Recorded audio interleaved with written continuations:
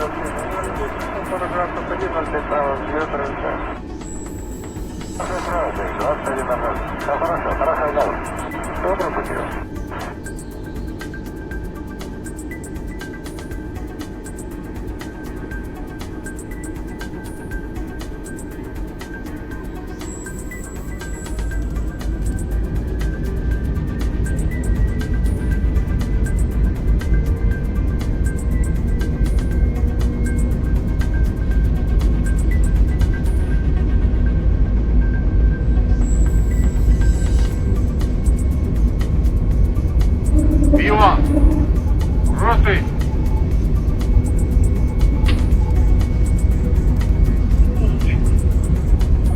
Что такое? Твою мать. Bank angle. Что такое? Не знаю. Надо? Да? Что ты делаешь? Поехали. Шли. Выбирай шансы. Выбирай все.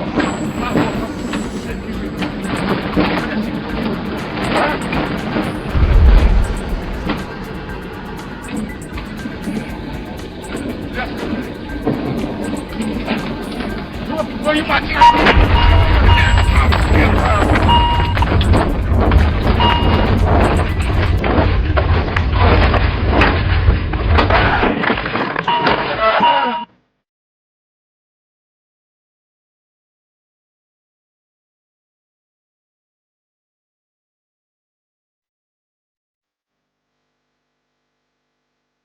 Видеода байқағаныңыздай, самолетта кенет қара түтін шыға бастады.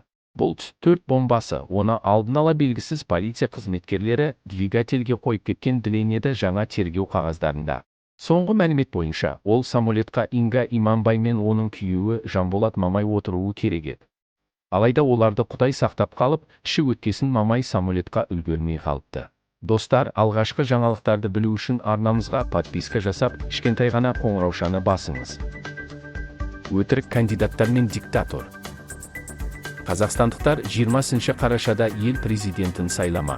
Биылғы науқан бұрынғы сайлауларға өте ұқсас. Бұл жолы да кезектен тыс өтеді және билікте отырған басшы қайтадан сайлауға түсіп жатыр. Сарапшылардың көбі бұл сайлауда алдыңғылары секілді шынайы саяси бәсекеден жұрдай, нәтижесі де бәз баяғыдай болады деп топшылайды. Себебі, Қазақстанның сайлау туралы заңы президент лауазымына таласқысы келетін тәуелсіз үміткерлердің мүмкіндігін қатты шектейді. Саяси алаңнан оппозицияны аластап, жаңадан партия тіркеу елекпен су тасығандай өнбейтін әуре сарсаңға айналған дейді талдаушылар. Бұл жолы президенттікке кандидат болып тіркелгендердің көбін жұрт онша танымайды, кейбірі билікке етене жақын адамдар.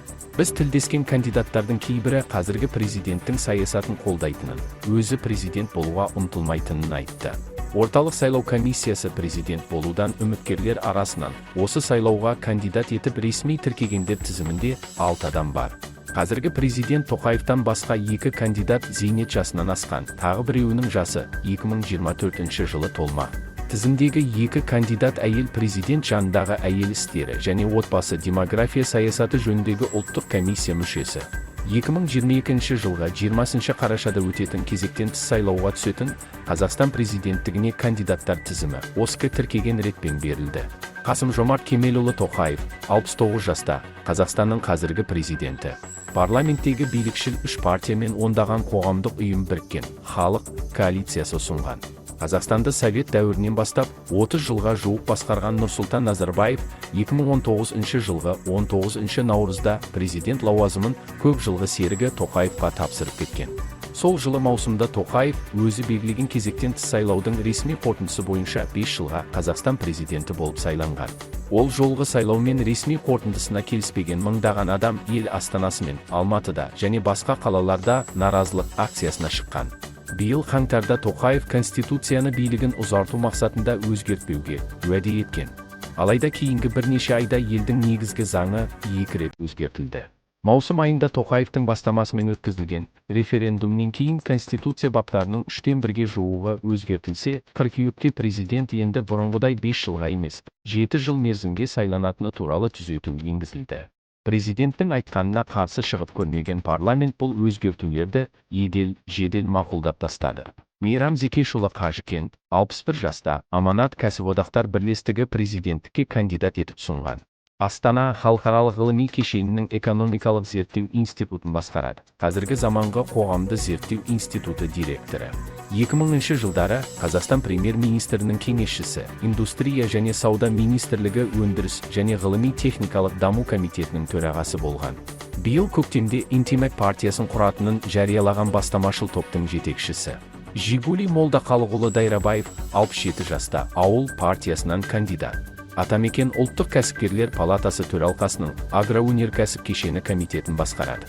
2019 жылдың желтоқсанынан 2022 жылдың маусымына дейін Қазақстан фермерлер одағы ассоциациясы президенті қызметін атқарады. 1970 жылдары Жамбыл облысы Луговой ауданындағы коммунизм жолы колхозында комсомол ұйымының хатшысы, совет кезіндегі қайта құру жылдары Луговой ауданындағы Жамбыл атындағы колхоз басқармасының төрағасы болған. Биыл наурызда әлеуметтік желідегі парағына Тоқаевтың жолдауына қолдау білдірген пост жариялаған. Қарақат Жақсылыққызы, әбден, 48 жаста, кәсіби әлеуметтік жұмысшылар ұлттық альянсы ұсынған. Биыл мамырда президент жанындағы әйел істері және отбасы демография саясаты жөніндегі ұлттық комиссия құрамына енген. Әр жылдары мемлекеттік саясат ұлттық мектебі директорының орынбасары, биліктегі Нұр Отан партиясында биыл наурызда атауы Аманат болып өзгерген. Инновация комитетінің инспекторы болып істеген. Астана қалалық мәслихаты депутаты болған. 2019 жылы оның авторлығымен шыққан «Сен қазақтың қызысың, мақтан ет» деген кітаптың мазмұнын кейбір белсенділер сынаған. Бұған қоса кітап мемлекеттен бөлінген қаржыға басылған деген күдік айтылған. Өзі басқаратын «Қазақ қызы» ұйымын әбден мәдени инабаттылық қыздар институты деп сипаттаған. 2016-2019 жылдары Астана әкімдігі осы ұйымға жүздеген миллион теңге аударған. Салтанат Пархатқызы Тұрсынбекова, 48 жаста, қазақ аналары дәстүрге жол республикалық қоғамдық бірлестігі ұсынған. Былтыр наурызда Тоқаев Тұрсынбекованы президент жанындағы әйел істері және отбасы демография саясаты жөніндегі ұлттық комиссия төрағасының орынбасары етіп тағайындаған. Әр жылдары жоғарғы сотта, өзге де мемлекеттік органдарда қызмет атқарған. Қазақстан бас прокурорының ерекше тапсырмалар жөніндегі аға көмекшісі болған. Бас прокуратура институты директоры болып істеген. Оны құқық қорғаушы деп атайды. Нұрлан Сатыбалдыұлы Әуесбаев, 65 жаста, өзін оппозициямыз деп атайтын жалпы ұлттық социал-демократиялық партия ұсынған кандидат. Бұрынғы коммунистік партия мүшесі Әуесбаевтың бір кезде Астанада совет көсемі Владимир Ленинге ескерткіш қою жайлы бастамасы сәтсіз болған еді. Бұл жолғы кезектен тыс сайлауға саяси ұйымнан президент болуға үміткер таңдау барысында партия ішіндегі бәсекеде праймериз Әуесбаев өзгелерден озды дейді. Биылғы сайлауда дауыс беру бюллетеніне бәріне қарсымын деген графа енгізілді. Бірақ бақылаушылар ол сайлауға еш әсер етпейді деп есептейді. Өйткені тіпті дауыс беруге қатысқан сайлаушылардың жартысынан көбі бәріне қарсымын деп белгі соққан күннің өзінде сайлау жеңімпазын анықтау барысында ол есепке алынбайды. Тоқаев 2021 жылы қаңтарда парламент сайлауы өткеннен кейін сайлау бюллетеніне бәріне қарсымын графасын енгізуді ұсынған. Сайлау туралы заң талабына сәйкес президенттікке кандидат болып тіркелу үшін үміткер өзін жақтаған кемінде 118 мың сайлаушының қолын жинап тапсыруы керек. Тоқаевтың заңда көрсетілген межеден 3 есе көп қол жинап өткізгенін айтып, оны басқа үміткерлерден бұрын президенттікке кандидат етіп тіркеді.